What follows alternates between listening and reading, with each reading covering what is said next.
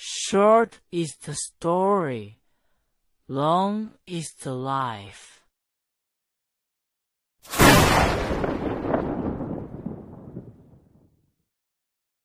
Wukong's archive presents China Urban Legends, the Sunken City of Yancheng. On the 8th day of the 12th lunar month, 2008, my father died in the old house on Qingguo Alley. I arrived the next morning, and in the end, I never got to see him one last time. The neighbor Aunt Zhou said that half a month before he passed, my father's spirit suddenly picked up. He got up early every day, swept the courtyard spotlessly clean, dragged that camphor wood chest out from under the bed, and wiped it down 3 times.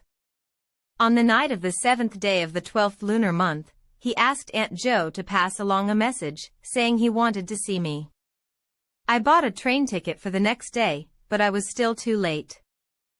Aunt Zhou said that before my father breathed his last, he grabbed her hand and said only one sentence.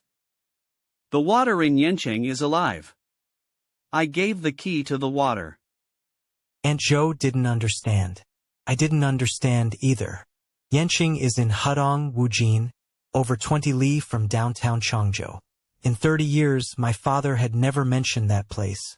Not a single word. After the funeral was over, I cleared out the old house by myself. The camphor chest was under my father's bed. Locked. The brass lock was old. The key hung on the wall beside the chest. I took it and opened the chest. There was nothing valuable inside.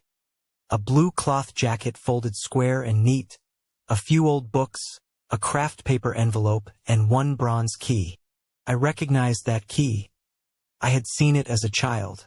The head was shaped like a fish, about an inch long, covered in green patina. It didn't look like a key for a door. It looked like some kind of object. When I was 7 or 8, while my father was away, I opened that chest once on the sly.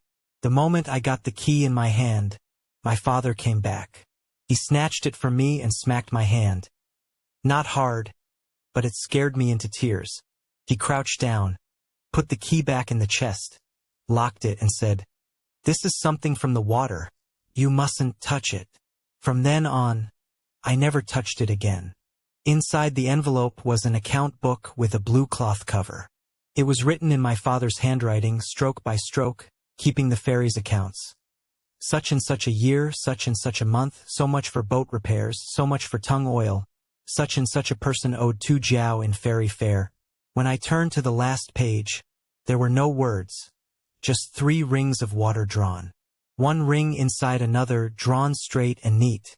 In the center of the rings was written a single character, sink. At the bottom of the chest, there was also a yellowed sheet of paper, folded into a square. When I unfolded it, it turned out to be a notice from 1978, when the county seconded my father to take part in the salvage work at Yancheng.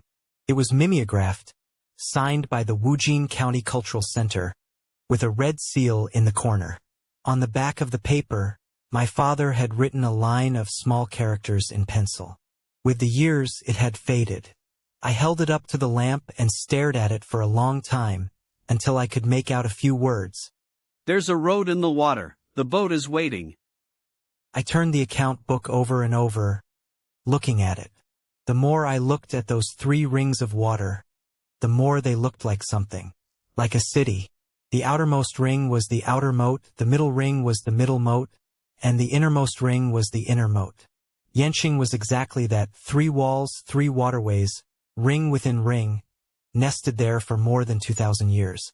The secret my father had kept for 30 years was hidden in those 3 rings of water.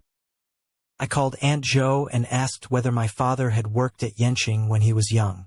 Aunt Zhou said, "Your father, when he was young, he was the best hand in the Yancheng marshes at catching fish and shrimp. In 1978, the county pulled out a huge dugout canoe from Yancheng. He was seconded to help as one of the militiamen boatmen. After he came back, he was a changed man, quiet, and he never went to Yancheng again. When people asked, he'd just say, 'Children shouldn't ask about water matters.'" Aunt Zhou went on, "Your mother passed in 1991. After she left, your father lived alone and wouldn't let you come home to look after him. His daily business was pulling the boat, mending the boat, and keeping the accounts. The people around here all said that in his whole life, apart from you, he only had that boat left. But he didn't even take the boat into old age. In 2000, he sold it. From then on, he never touched water again. On the day he sold the boat, Aunt Zhou said she saw it. The scrapboat dealer towed the boat away. Your father stood on the dock, watching the boat go far off, without saying a word. That night, he sat on the stone steps by the river until midnight. After that, he rarely even went near the canal bank. Every day he just sat in the yard, and as he sat, the sky went dark.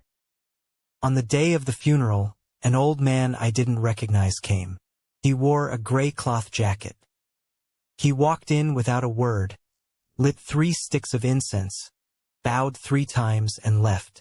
Aunt Zhou said that every year at Qingming, she saw this old man burning paper money in the river bend near Yancheng, and he left as soon as he was done, never lingering. I chased after him, but he had already gone far. He walked fast, and in a blink he turned into the mouth of the alley. I never saw him again. My mother was also a riverside person.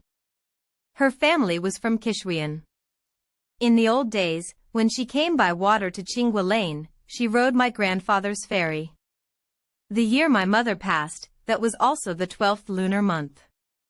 From then on, every year when the 12th month came, my father went quiet, brooding alone, ignoring everyone. By that time I had already been working in Shanghai for many years. After I hung up the phone, I asked for leave. But I didn't go straight back to Shanghai. I wanted to go to Yancheng and take a look. My family lived at the tail end of Qingguo Lane, where the lane ended at the canal. Qingguo Lane was an old lane, dating back to the Wanli reign of the Ming dynasty.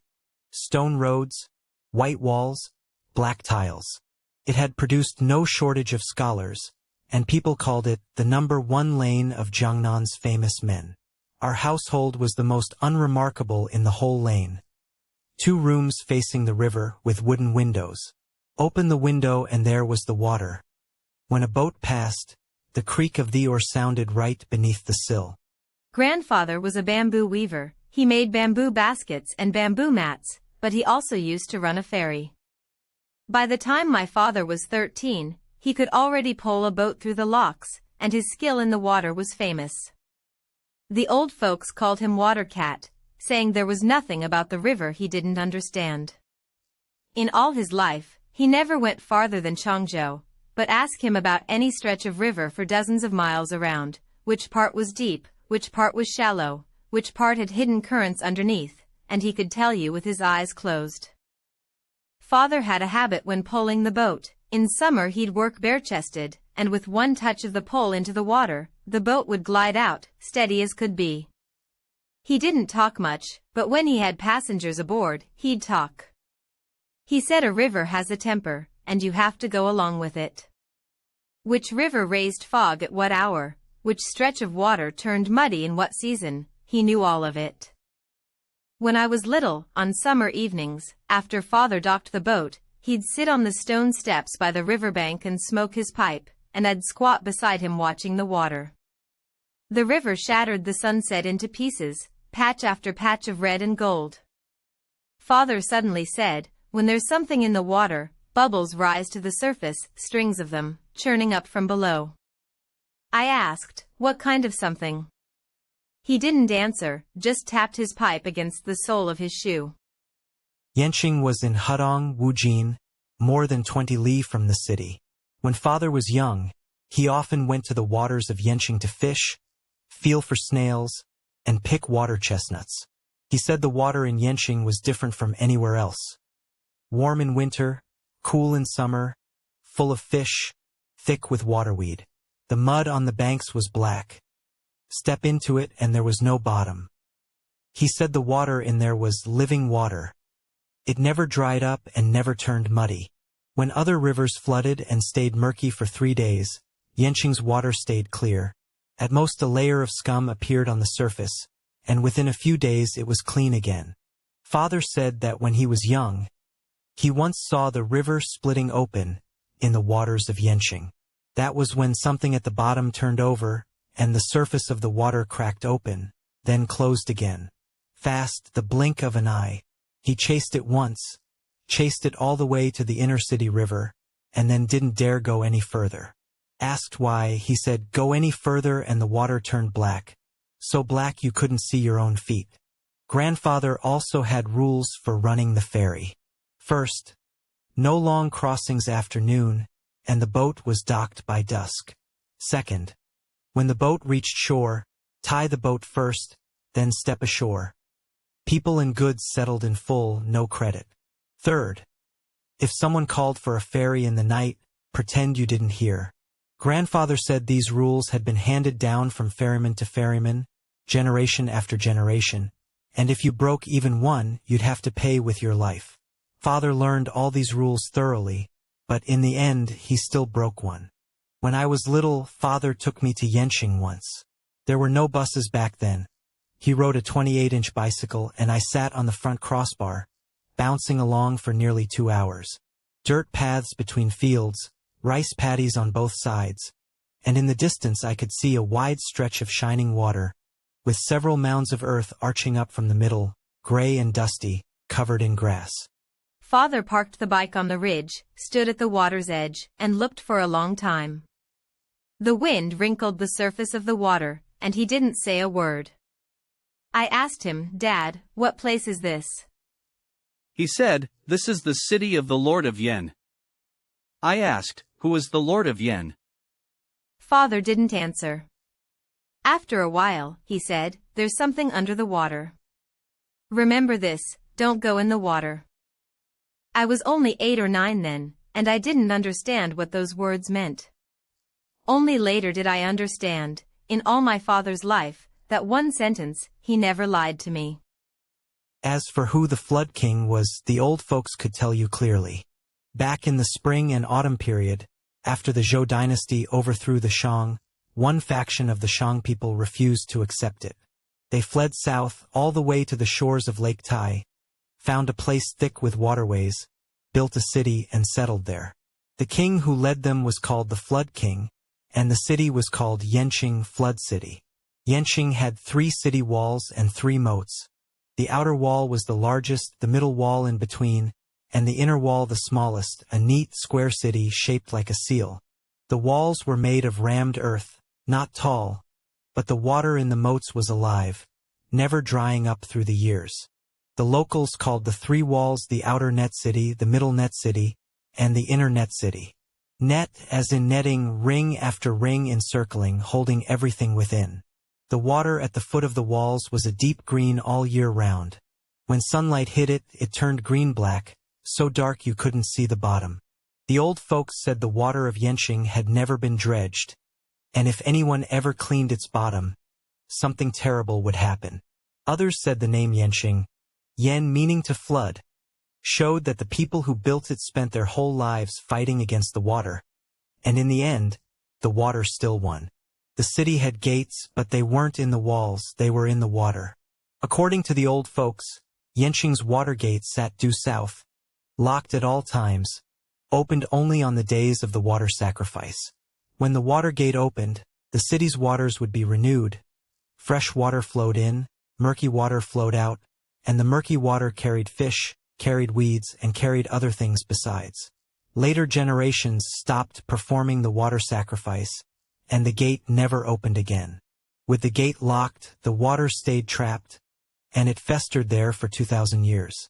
The Flood King had a daughter, Princess Bailing. She was beautiful, and her voice was beautiful too. Legend had it that when she sang, the fish in the river would rise to the surface to listen, and the birds on the shore would refuse to fly away. The Flood King betrothed her to the prince of the neighboring state of Lu, the Lu King. The Lu King married into Yancheng and became the Flood King's son-in-law. But the Lu King was an ungrateful wolf. He heard that the Flood King possessed a treasure that guarded the city, a divine turtle. The divine turtle lay beneath the city, in the water. It was the god of the waters, and with it watching over things, the city stayed stable and the water never drowned anyone. The Lu King's mind turned scheming. He coaxed and wheedled Princess Bailing, wheedled out of her where the divine turtle lay, and on a dark, windy night, stole the turtle and fled the city, defecting back to the state of Lu. The moment the divine turtle left, the waters of Yancheng rose 3 feet overnight. The city walls began to collapse, and every well in the city ran murky. The Flood King investigated and traced it back to the princess. In a rage, he killed his own daughter, cut her body into 3 parts, and buried them in 3 earthen mounds outside the city. From that day on, those mounds were called Head Mound, Belly Mound, and Foot Mound. After the princess died, the waters of Yancheng never receded again. Some said that wasn't water. It was the princess's resentment, steeped for over 2,000 years, steeped until it became a river. The old saying goes, 3 moats, 3 walls, a city within a city, a gate within the water. And also, the mounds are the princess, the city is her coffin. 3 walls, 3 rivers, ring within ring. It wasn't a city, it was a lock on whatever lay beneath the water. I heard this story as a child from the old folks in the alley, and when I grew up I heard it from the locals in Yancheng itself. They all told it much the same. The old people always spoke in the same tone. First the Flood King, then the princess, and they always finished with one line. That water, you young folks better not go down into it. In 2008, I went back to Changzhou and told all this to my father, who was lying sick in his hospital bed. He listened, eyes closed, and only after a long while said, The legend's told backwards. The turtle wasn't stolen. It left on its own. The water, too. After she died, the water refused to go back. I didn't understand what he meant. When I asked again, he wouldn't say any more. In the spring of 1978, the county organized people to dredge the inner moat of the flooded city, saying it was for archaeology. That year there was a late spring cold snap. Even in April the weather was still cold, and mist rose off the river. My father was a militiaman and well known for his swimming ability, so he was seconded to the salvage crew. The day the county notice came, my father was at home repairing his boat. The cadre stood at the door and said, Old Cheng, you can swim, go help out at the flooded city for a few days. My father asked, doing what? The cadre said, hauling things up. My father asked again, hauling what? The cadre didn't say. He only said, you'll know when you get there. The salvage crew first felt something hard at the bottom of the river. A diver went down, came back up, and reported that he'd touched a big fish, slippery, with a spine, a head and tail, completely motionless. The old party secretary cursed him, what fish? That's wood.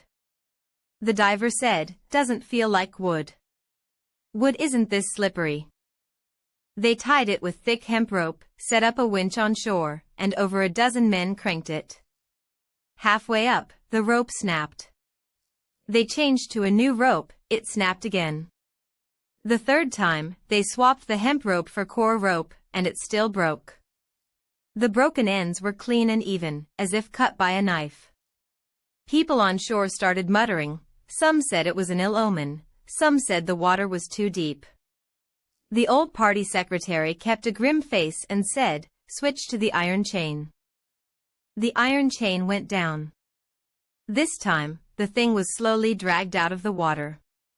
First the head, pitch black, round and bulky, then the body, long and wide, water cascading off both sides, finally the tail, tapered and curling upward. It was a dugout canoe. Hollowed from a single Nanmu log, 11 meters long, about a meter wide, pitch black and glossy. After soaking for over 1,000 years, the wood was still hard, knock on it and it rang out. The boat lay bottom up, its interior dark and hollow, with half a trough of black water pooled inside. Sunk in the water was mud, and protruding from the mud were a few shards of pottery. Someone ladled out a scoop of the black water from the boat, saying he wanted to see the color. The water was cold. Under the blazing summer sun, that scoop of water sat out all night and was still cold. The next day, when it was poured back into the river, a film of oil spread across the surface of the water, patch by patch, like fish scales. From then on, no one touched the water from the boat again. In the moment the dugout canoe left the water, my father said, the surface of the inner moat dropped a full foot, all at once. There was no wind, no waves. The water simply fell, as if something had sucked it away. Then it slowly rose back. Dozens of people stood on shore, and not one of them said a word. A young lad reached out to touch the boat's side, and the old party secretary blocked him with an arm and snapped, "Don't touch." The old party secretary walked 3 circles around the boat, lit a cigarette, and said, "Haul up the boat, not the people." When he finished smoking, he stubbed out the cigarette but on the sole of his shoe and said, "Work stops tomorrow. Everyone go home. Nobody comes back here." During those days off, none of the salvage crew went home. They all stayed at the brigade headquarters in the village. Nobody talked, and nobody asked about what had happened that day. When they ate, each ate in silence. The click of chopsticks against bowls could be heard plainly. 3 days later, higher-ups came and loaded the dugout canoe onto a truck to take it away. Only after the truck left did my father feel like he'd crawled up out of the water and was finally drawing his first breath. That same night, the 3 militiamen who had gone underwater and touched the boat's bottom all came down with fevers. They burned so badly they talked nonsense, and all of them said they had dreamed of being under the boat, with someone rowing above them, rowing furiously, water splashing and rushing. They just couldn't see who it was. Of those 3 militiamen, one was later transferred away and never heard from again. One caught a water sickness and his legs stayed swollen for the rest of his life. And the third, the one who said someone was rowing the boat, drowned the following year when his tractor flipped into the river with him in it. The dugout canoe was later transported into the city, and the bronze sword was put into storage. This boat was too famous. It had been in the newspapers, it had been on the radio. They said it was from the spring and autumn period, over 1,000 years old, carved from a single log, a rarity across the whole country. When the museum was later rebuilt, this boat became its centerpiece treasure. In 1995, when the Yancheng Museum exhibited this dugout canoe, I made a special trip to see it. An 11-meter-long vessel, placed in the center of the exhibition hall, dark and gleaming, like a great fish asleep. The glass case was set low, and under the lights, the grain of the wood showed clearly, ridge after ridge. There were several scratches of varying depth on the side of the boat. The docent said they were left from the carving back in those days. The bronze sword was in a cabinet nearby. The blade had turned green, badly corroded, and around the hilt was wrapped a layer of something black, fuzzy, like hair. The docent said it was hemp rope. Over the years, the color had changed. But I stared at it for a long time and couldn't shake the feeling that it didn't look right. Hemp rope rots, breaks apart, it wouldn't be wound this tightly, without a single loose strand. I asked the docent whether the object had been cleaned. The docent said the experts had looked at it and determined it was some kind of fiber, so they didn't dare touch it, and kept it as is. The sword was thrust diagonally into the boat, the tip pointing toward the stern. My father said there was one more thing in the boat that the authorities wouldn't let be recorded, a section of bone, about a finger's length, lying right beneath the sword. When it was unearthed, some people saw it.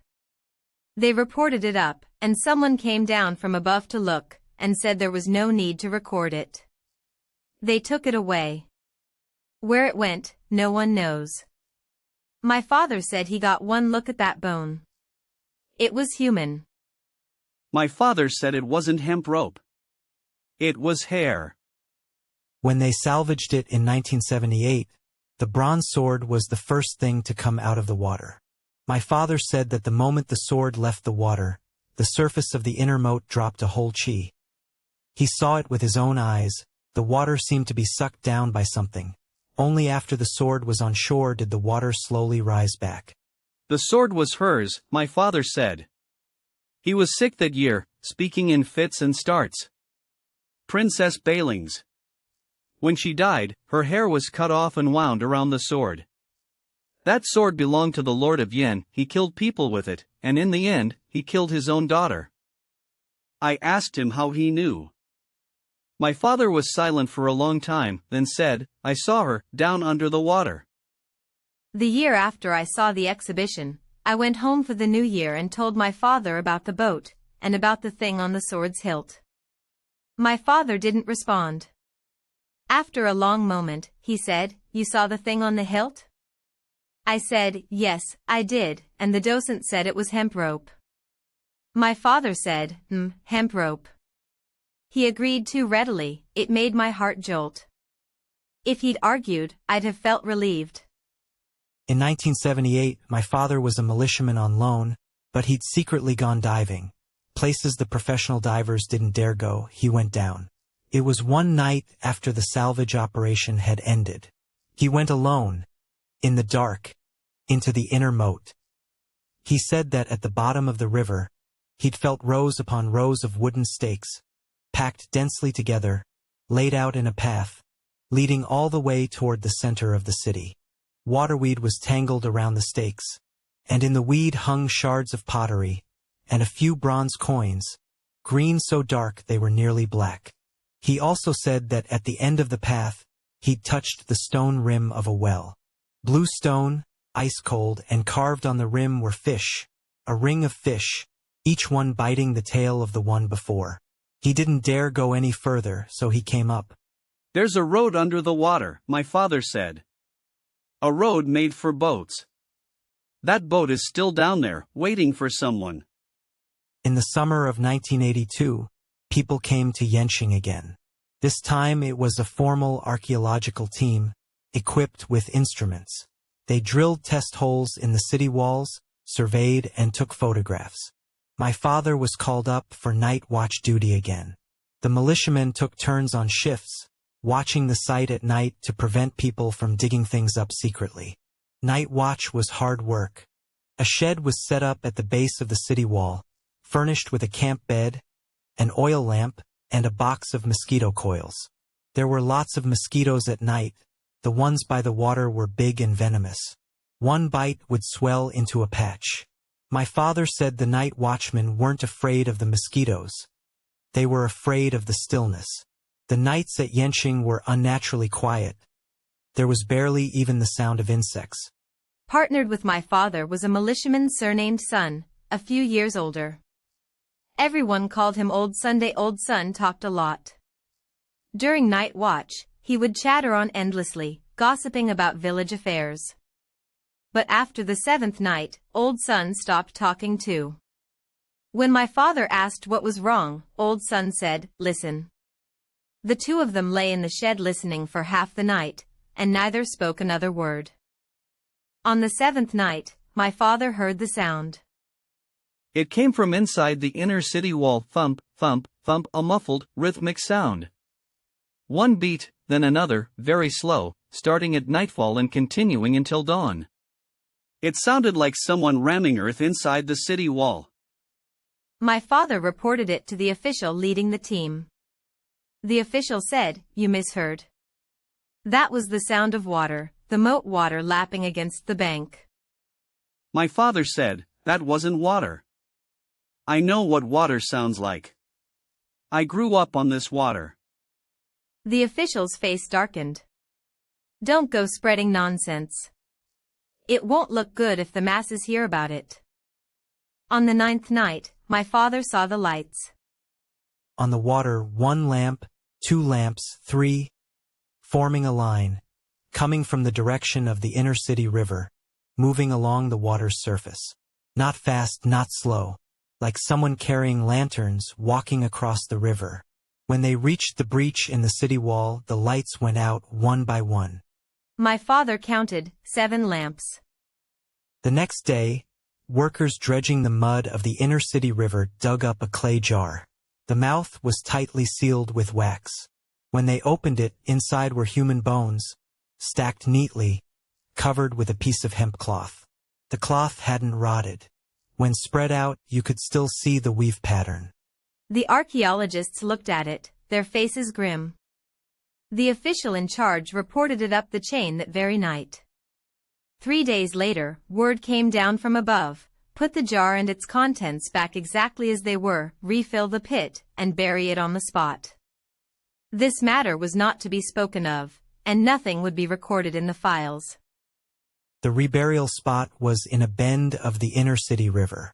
Today, a crooked willow tree grows there, half its roots submerged in the water. Every year at Qingming, someone burns paper money beneath that willow tree. They leave as soon as they're done, they never linger. Those who had stood night watch and those who had dug up the jar were summoned one by one for questioning, made to sign statements and affix their fingerprints. My father said that after he signed, he came out, squatted by the river all night, and didn't go home until dawn. Old son fell seriously ill after returning. Once he recovered, he never mentioned Yancheng again. Later he moved away and never came back. From that day on, for 30 years, my father never spoke a single word about Yancheng. In 2008, on his deathbed, I asked him, who were the people buried in that clay jar, really? My father said, not people. It was a rule. That jar was the city gate. Once it was buried, the gate was shut. The things under the water could never come out again. It's not that we weren't allowed to talk about it, he said, coughing for a while, then continued, it's that no one would believe you if you did. The water is alive. It keeps its accounts.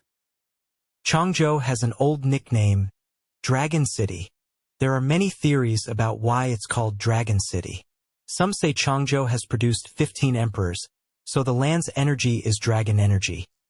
Some say in ancient times there were 6 dragons coiled in the city's rivers, with one held down by Tianning Temple, one held down by Wenbi Tower, and the remaining 4 swimming invisibly in the Grand Canal. Others say that on the 15th day of the first lunar month, the people of Changzhou don't dance the dragon dance for festivity. They do it for the dragons in the river, to let them know that people still remember them. Tianning Temple sits in the east of the city, a famous great monastery south of the Yangtze, known as the #1 jungle in the southeast. The old folks say Tianning Temple was first built in the Tang dynasty, its incense burning on and off for over 1,000 years. The pillars in the temple's main hall are made of whole logs of Nanmu wood, so thick that several people together can't wrap their arms around them. The old folks say those pillars were hauled up from the water.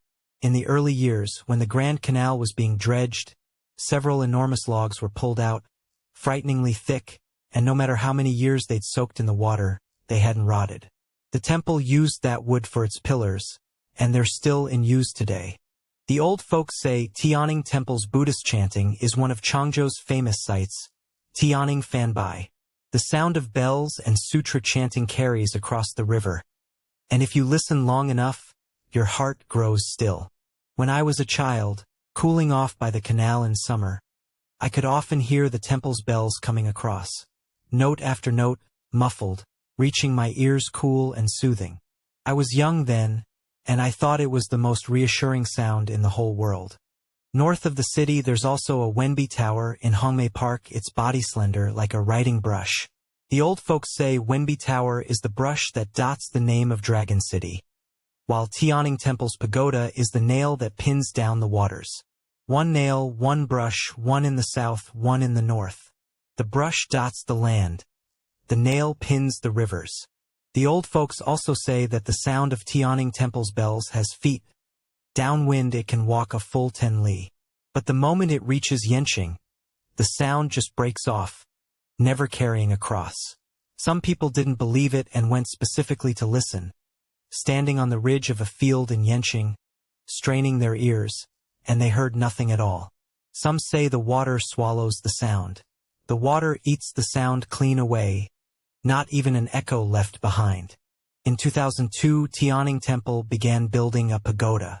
The tower was built tall, 13 stories, over 150 meters, said to be the tallest Buddhist pagoda in the world. Once it stood up, half of Changzhou could see it. The construction site went ding-ding-dang-dang for 5 years. The bronze bell at the top took over a year to cast. They said it was cast and melted down, melted down and cast again, and only then was it finally done. In those years my father often went to watch the tower. Every Sunday he'd ride his bicycle there, squat at the edge of the construction site smoking, watching the workers build it up layer after layer, and a whole half-day would pass. One year I went home for the new year, and he said to me, "The tower pins down the water. The water of the Grand Canal, the water of Yancheng. It's all under its charge." I said, "That's a Buddhist pagoda, it pins down the feng shui of the temple." My father said, "You don't understand. The water under the tower is connected to the water of Yancheng. Changzhou's water is alive, one river linked to the next, from Yancheng all the way to Tianning Temple. Once the tower stands, the water has its master." On April 30th, 2007, the pagoda was consecrated. That night, my father had a dream. He dreamed that water rose up from Yancheng, spilling over the field ridges, over the ponds and dikes, over Qingguo Lane, all the way to the foot of the Tianning Temple pagoda. The tower stood in the water, and the bell rang by itself. He stood on the water's surface, and saw someone in the water looking up at him. A woman, black hair, a white face, her eyes closed. My father woke up drenched in cold sweat. That year, during the May Day holiday, I went home and he told me the dream, saying, "She's coming out." I asked, "Who?" My father said, "The one who's been locked up for 2,000 years. The tower can't hold her down. The tower is new, but the water is old." Qingguo Lane stood in the west of town, right next to the canal. At the mouth of the lane was a big dock, called Piling Post in ancient times.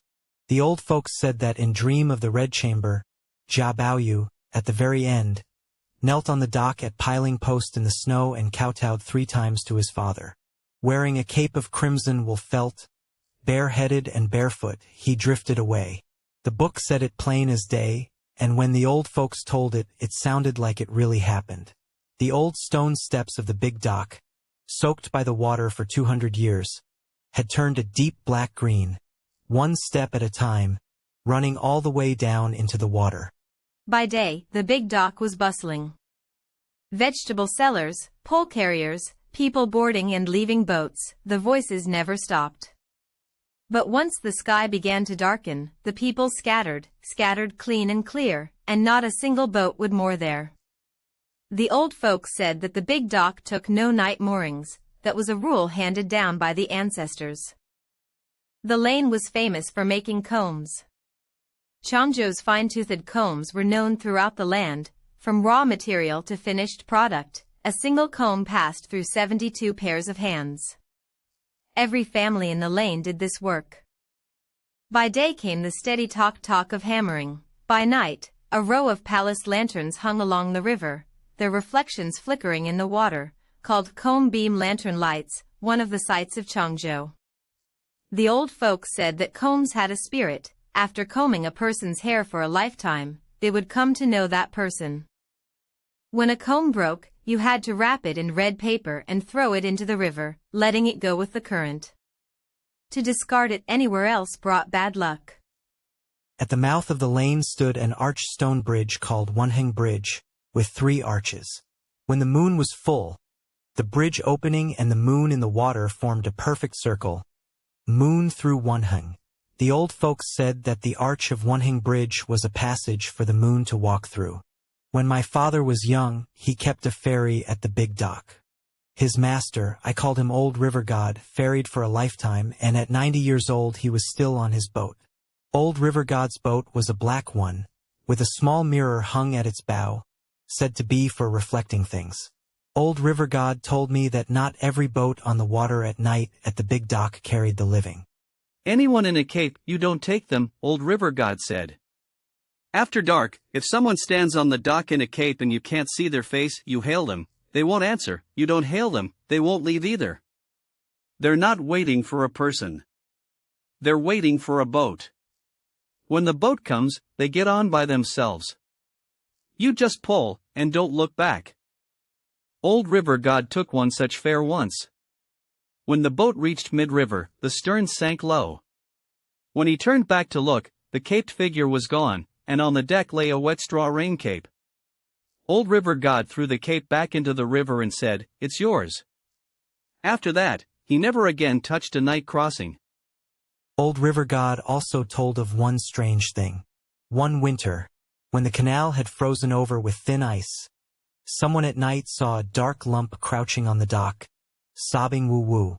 None of the ferrymen dared go near. The next morning at first light, a wide patch on the stone steps was wet, as if water had just been hauled up. Old River God said that was a water ghost looking for a substitute. When it couldn't find one, it wept. After crying its fill for the night, it went away. In the water beneath Yancheng Bridge on a full moon night you could see two moons, one in the sky, one in the water. Old River God said the one in the water was no reflection. That was the mouth of a well in the submerged city. The well opened toward the sky, and when moonlight shone into it, seen from under Yancheng Bridge, it was a perfect circle. That well is the navel of the submerged city. It's where the water leaks out. Where it leaked to, Old River God would not say. In the 12th lunar month of 2008, I came back for a funeral. After the funeral was done, I didn't leave right away. I wanted to go see Yancheng. One day after spring began, I went to Yancheng. The ruins had already been renovated. Railings put up, a stele erected, with Yancheng ruins carved on it. A National Key Cultural Relics Protection Unit. The museum was built right by the edge of the inner city, white walls, glass roof, 2 rows of osmanthus trees planted at the entrance. That day wasn't a holiday, and there weren't many visitors. The ticket lady said, "Counting you 11 people today." That dugout canoe was right in the middle of the exhibition hall. 11 meters long, black and shiny, like a big fish. There was a placard on the glass case. Unearthed from the inner city river in 1978, hollowed out from a single log, dating to the spring and autumn period. The bronze sword was next to it. That ring of dark stuff on the hilt. Still there. I stood in front of the canoe for a long time. The lights shone down, the grain of the wood clearly visible. There were gouges along the bottom of the boat, one after another, from where they'd chiseled it out. Over 1,000 years, and the chisel marks were still there. Dust had settled on the glass case. I reached out to wipe it, then pulled my hand back. The guide was standing behind me, not hurrying me, just waiting. The guide said this boat was the oldest thing in the museum, older than everything else in it. I asked her if anyone was on duty at night. She said yes, a security guard, 1 round every 2 hours. I asked again, when the patrol got to this boat, had it ever made a sound? She glanced at me and said, "No." She answered too fast. I got the feeling she was afraid I'd keep asking. In the afternoon, I walked along the inner city river. The water was still black-green, very still, no telling how deep. A few fishermen sat on the bank. They sat the whole afternoon and didn't catch a single one. I asked an old man, "Are there fish in this water?" The old man said, "There are plenty of them, they just don't take the hook. The water's too deep, the fish all stay at the bottom."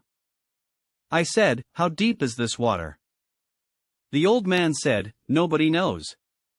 Someone once probed it with a bamboo pole, 1 zhan long, a little over 3 meters, and it didn't reach the bottom. Some people say this water connects to Lake Tai, connects to the Yangtze, runs all the way out to the sea. Who knows?"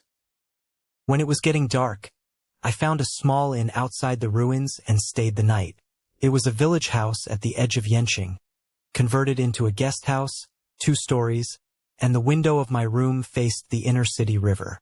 The owner was a fellow in his 40s, not much for talking. He handed me the key and left. As he was going out the door, he said one thing: "Don't open the window at night." At 11 at night, I woke up. It was a sound, coming from the direction of the inner city. Thump, thump, thump.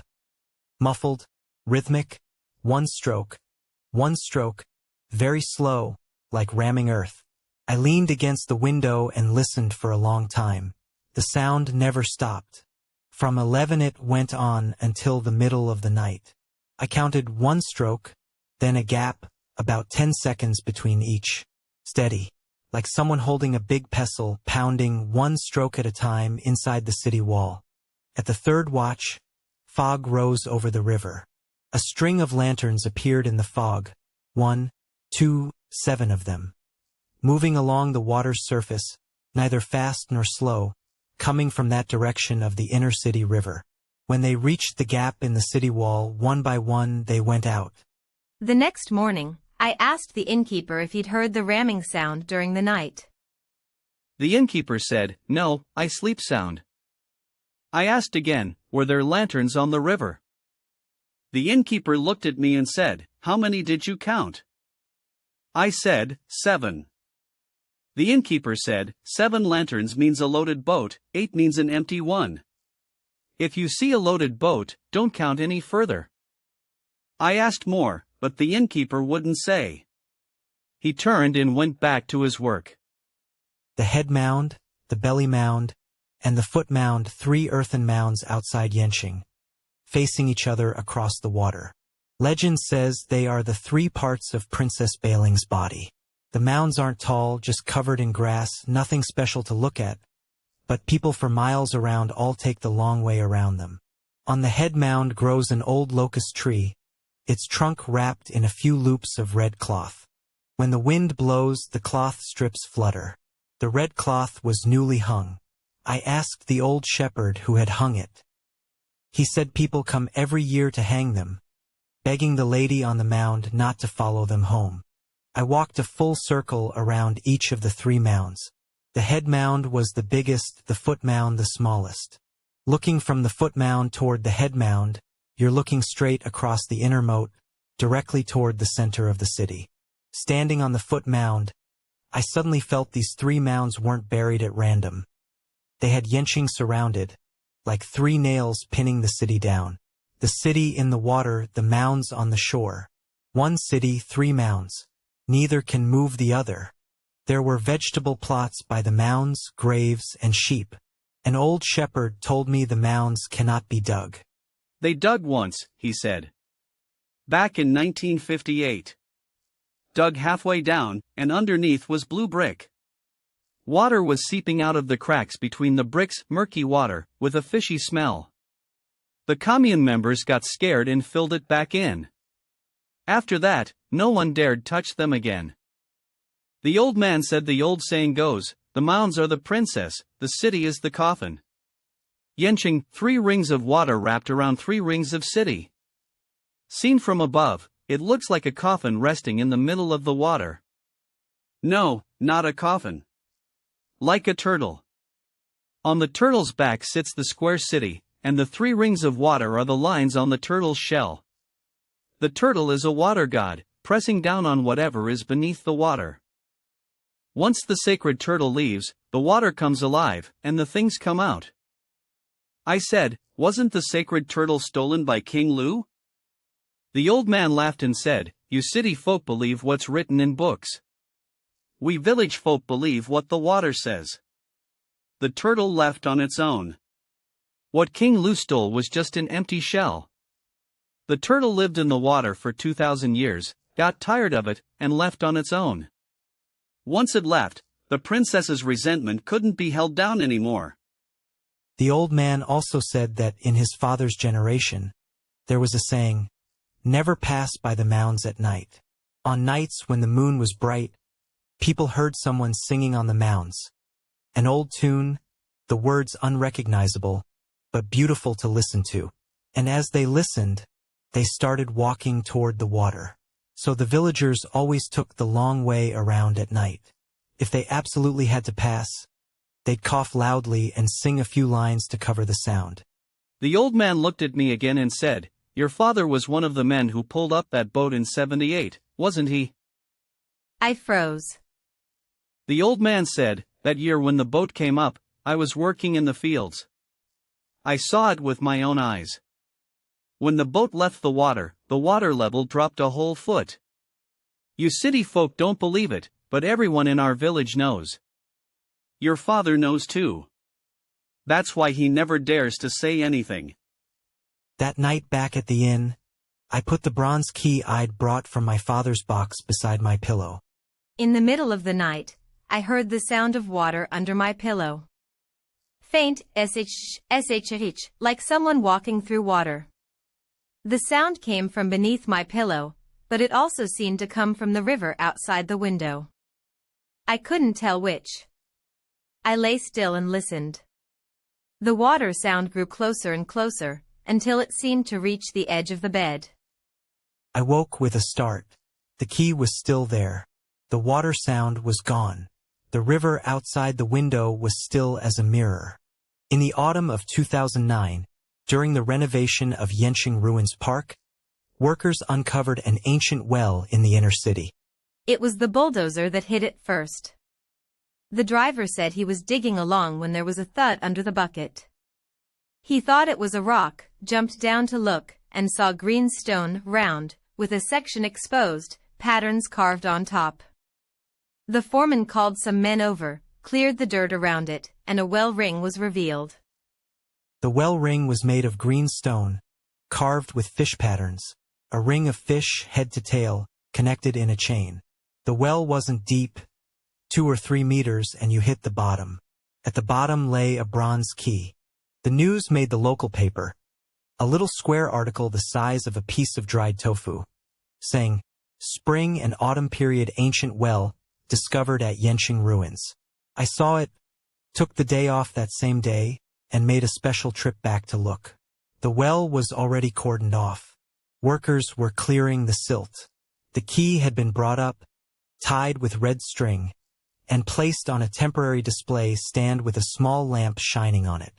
The moment I saw it, I froze. It was identical to the one in my father's box. The fish-shaped key head, about an inch long, mottled with green patina. I stood in front of the display for a long time. So long the workers thought it was strange and asked me, "You know what this thing is?" I said, "No, just never seen anything like it." An old expert came to examine it, turning it over and over, and said it didn't look like a key at all. More like a talisman. 3 cities and 3 moats lock the water. What they lock is something beneath the water. The key was sunk in the well because they were afraid someone would open it. What happens if it's opened? Someone asked. The old expert said, "The water comes alive." They asked again, "And once it's alive?" The old expert didn't answer. Among the villagers watching, there was an old man who crouched on the ridge of the field for a long while, then said, "This well shouldn't be dug. Things in Yancheng come alive the moment they see the sky." The people around him asked him what "come alive" meant. He didn't answer. He stood up and walked away. After a few steps, he turned back and said, "Just pretend I never said anything. I didn't leave that night. I waited until the dead of night, when no one was around. I climbed over the railing and made my way to the well's edge. The wind was cold, mosquitoes buzzing in the grass. I crouched at the rim, not daring to move, and only when the patrol had walked far away did I dare pull out the key. The moon came out from behind the clouds, then went back in. A thin ripple slowly spread across the water in the well, like something was moving at the bottom. I gripped the key in my palm until it was slick with sweat. Before letting it go, I suddenly remembered my father's words. The key was given to the water. I hesitated, but in the end, I let it slip from my hand. The water in the well had already cleared to the bottom. Moonlight shone in, and the fish patterns on the green stone well ring, one after another, were perfectly clear. The key sank, touched the bottom, and a swirl rose on the surface of the water. From the center of the swirl came a dong sound, muffled, as if someone beneath the well had reached up and caught it. The water churned for a moment, then settled again. I lay over the rim and looked. The well water was still clear to the bottom, but the bottom was empty. The key was gone. I stood by the well until dawn. The next day, the construction crew filled the well back in, saying it was on-site preservation of cultural relics. As for that newly recovered key, Supposedly it was sent to a storage room, and no one ever mentioned it again. Later, I told people about this and no one believed me. But I know that that night, someone under the water took the key. In 2010, the Yancheng Spring and Autumn Paradise opened. Parade floats, lantern shows, wall-to-wall people. It was lively for a whole summer. The paper said that in the first month it opened, hundreds of thousands of people went. At the gates stood a bronze statue of Lord Yan, wearing armor, leaning on a sword, staring toward the inner city. There was also a ride in the park called Lord Yan's Underground Palace, built according to the legend, and you had to buy a separate ticket. On the billboards, Lord Yan's face was black, and only his two eyes were bright. I went back once. I stood at the gate for a while, but didn't go in. The park was packed, lights blazing, drums clanging, you could hear it even through the walls. I stood outside the wall for a little, then turned and walked toward the ruins. Lord Yan's bronze statue was behind me, and I felt like it was watching me. The ruins were much quieter. I circled around to the inner city river, still that dark green water. The old man fishing was still there, still catching nothing. He recognized me and nodded. I asked him whether he still heard the rammed earth pounding at night. He said he couldn't hear it anymore. Once the park opened and the lights came on, the sound disappeared. It got lively, and the sound hid. Water, that thing, it's afraid of commotion. I said, what about that thing? It still comes out? He said, who knows? The water's still alive. And anything alive will make its move someday. In the evening, I went back into town, stood on Wukong Bridge, and watched the lantern lights in the river. The palace lanterns on Qingguo Lane had already been lit, one by one, reflecting in the water, flickering bright and dim. I counted them, 7. I remembered my father's words, the water in Yan City is alive. I gave the key to the water. The key was given to the water. The water took it. Underneath that water, on that road, the boat is still waiting. Who it's waiting for, I don't know. My father didn't know. The old river god didn't know. Maybe Lord Yan didn't know either. But ever since then, every 12th lunar month, I dream of my father. He stands on the water's surface, holding that fish-shaped bronze key in his hand, looking at me, saying nothing. The water at his feet ripples outward, ring after ring, like the 3 walls and 3 moats. The surface is very flat, no wind, yet those 3 rings keep moving. 1 ring inward, 1 ring outward, like it's slowly spinning. I ask him, who did you give the key to?